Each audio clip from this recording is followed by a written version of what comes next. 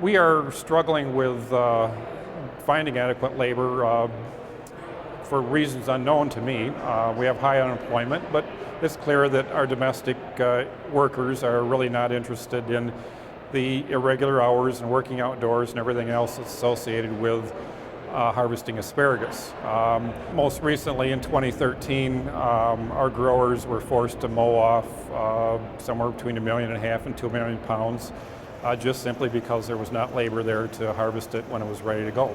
Most of our industry works pays by piece rate, and last year's survey was done, and the average asparagus worker of those folks surveyed earned $11, $12 an hour. So they're making pretty good pay harvesting asparagus if they're willing to work hard and have good hand-eye coordination, which is certainly a factor. We've been trying to get more workers through a number of different channels. We work with the state agencies and the federal agencies that work in labor supply. I have to be perfectly honest, some of those, many of those just don't work out all that well. We've been working hard along with the folks at Farm Bureau on a legislative solution which would happen in comprehensive immigration reform. That obviously has not been successful.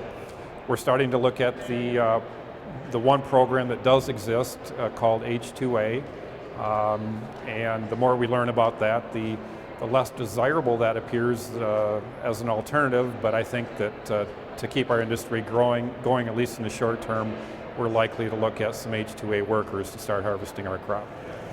The impact on our industry is that we have a situation in asparagus where we have near record high prices.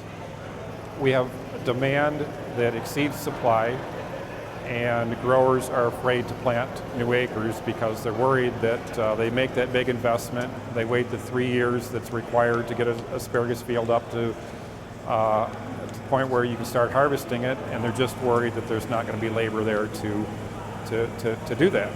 So their alternative is to take that piece of ground that may yield thousands of dollars in gross income and plant a crop that they can mechanically harvest that perhaps produces a tenth to 25% of that gross revenue.